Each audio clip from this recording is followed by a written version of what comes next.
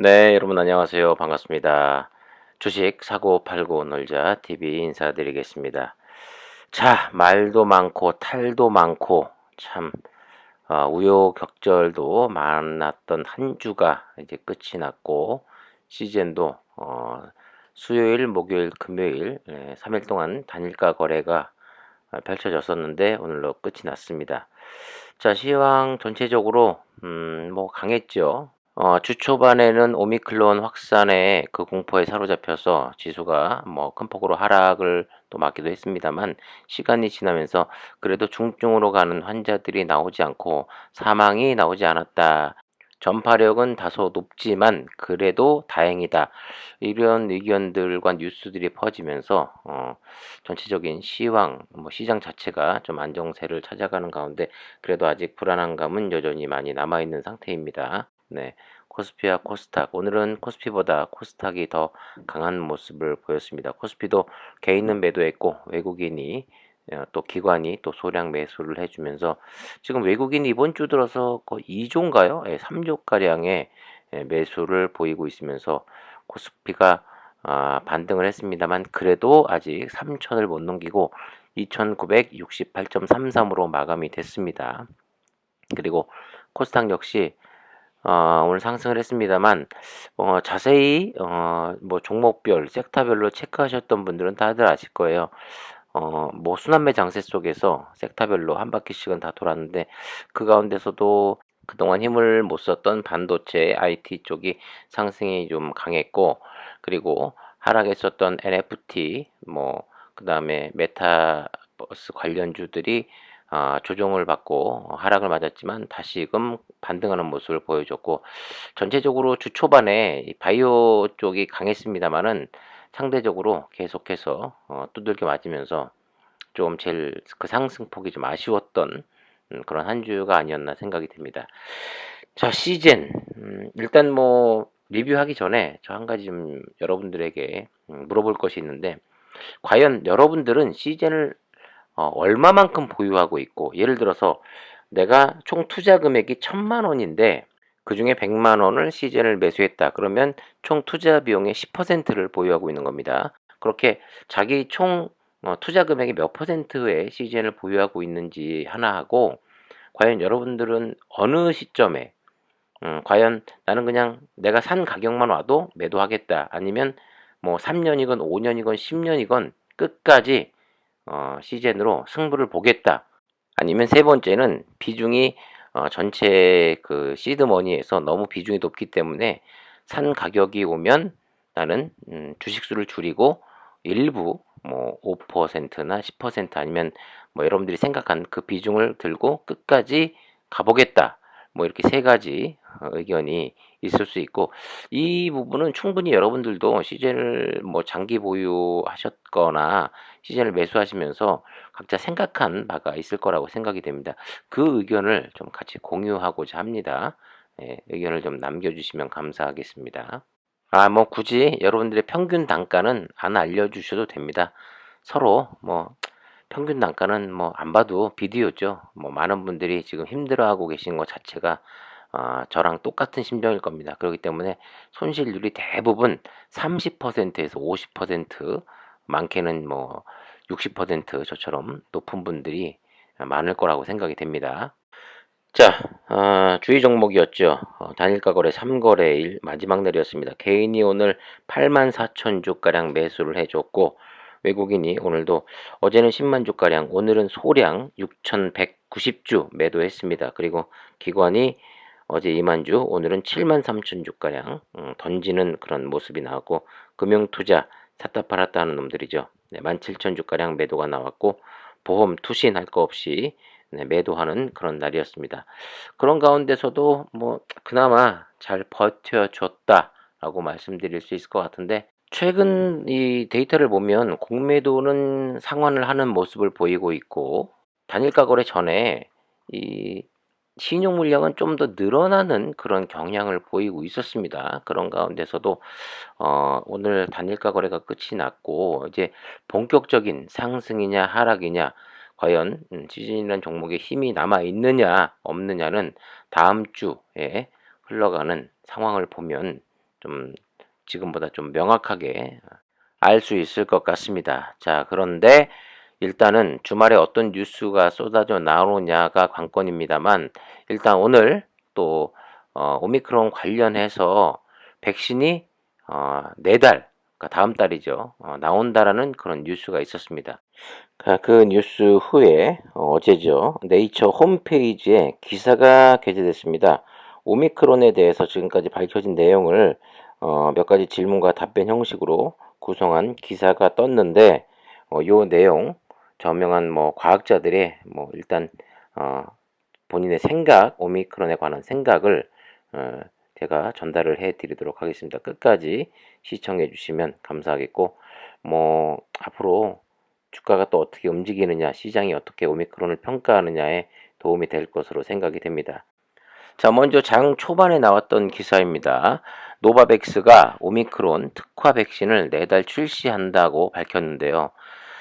그래요. 뭐 일단 코로나19 빨리 종식됐으면 좋겠습니다만은, 네, 시젠 사측에서 보면 뭐 그리 달갑지 않은 기사인 것만은 맞습니다. 이게 사실이라면 좋겠지만 또 이 공매 세력들의 이런 또 작업하기 위한 기사일 수도 있거든요.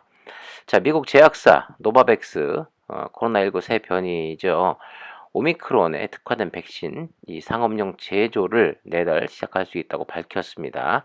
기존 백신의 효능을 알아보는 시험 연구도 진행 중인데 수주 내로 나올 실험실 데이터를 통해 기존 자사 백신을 맞고 생성된 항체가 오미크론 변이도 중화시킬 수 있는지 밝힐 계획이라고 회사 측은 전했습니다. 그러니까 결과적으로 아직 이 실험 데이터가 정확히 나오지도 않은 상태인데 일단 내달 뭐 백신을 만들어낸다 이렇게 또 떠버리고 있는 거예요. 결과적으로 이 기사 하나에 전 세계 증시가 좌지우지 되는 상황인데도 버젓이 이런 기사가 존재하고 나옵니다. 그러니까 개미 투자자들은 그냥 죽어나갈 수밖에 없는 거죠. 그들 손바닥에서 놀아날 수밖에 없습니다. 오미크론이 지난달 24일 보츠와나에서 처음 발견된 뒤 현재까지 이제 오늘 날짜 기준으로 세계 30여 국에 확산 중입니다. 우리나라에서도 나왔죠. 전염성과 중증 야기 여부는 물론 백신과 자연 감염으로 인한 면역 회피 가능성도 제기가 되면서 각국의 비상이 걸렸는데 다른 백신 제조사들도 이 기존 자사 백신의 오미크론 효능을 알아보는 추가 연구에 착수한 가운데 모더나 그리고 화이자 이미 오미크론 특화 백신 개발을 시작했다고 밝혔습니다. 그렇기 때문에 시젠이 힘을 못 쓰고 있는 거죠. 자, 하지만 이게 좀 더 중증 환자라든가 사망자가 나오게 되면 또 상황은 반전될 수 있다라는 점은 알아두시는 게 좋을 것 같은데, 하지만 뭐 우리나라뿐만 아니라 전 세계 증시 이 측면으로 볼 때는 분명히 어, 하루라도 빨리 오미크론을 잡았다, 그리고 백신은 나온다, 이 포커스에 집중할 수밖에 없다. 왜냐하면 경제 봉쇄가 되고 국경 봉쇄가 되면 막대한 피해가 예상되니까 미국만 보더라도 오미크론 확진자가 나왔는데도 불구하고 강력한 봉쇄 조치를 취하지 않는다라고 바이든 대통령이 언급하지 않았습니까? 자, 참고하시면 되겠고요. 자, 아까 말씀드린 바와 같이 네이처 과학 잡지죠. 여기 실린 과연 오미크론에 대해서 지금 현재 상황 어떻게 이야기되고 있고 어떻게 평가하고 있는지에 대해서 알아보도록 하겠습니다. 자, 과연 오미크론은 얼마나 빨리 전파되고 있는가? 자, 전염병 학자들은요, 전염병의 전파 속도를 R값으로 표현을 하지요. 쉽게 말해서 이를 기준으로 R값이 1 이상이면 한 명이 한 명 이상에게 전염시킨다는 의미이고 1 이하이면 전염이 감소되고 있다고 볼 수 있습니다. 남아공 NICD는 남아공 최대 인구 도시죠. 요하네스버그가 있는 가우탱주에서 9월 1 이하로 떨어졌던 R값이 11월 말에 2 이상으로 치솟았던 걸 발견했습니다. 그렇기 때문에 지금 전파력은 그전보다 훨씬 강해졌다, 이렇게 말씀드릴 수 있고, 그리고 벨기에의 그 진화생물학자가 코로나 확진 수와 시퀀싱 결과 오미크론 변이가 같은 기간의 델타 변이보다 3배에서 6배가량 더 많은 사람을 전염시킬 수 있다고 이야기하고 있고, 연구자들은 남아공 전염성은 과대 측정될 수 있기 때문에 남아공의 다른 지역과 전 세계로 퍼지는 걸 관찰한 뒤에 정확한 전염성을 알 수 있을 것 같다. 아직 속단은 금물이다 라고 이야기하고 있습니다.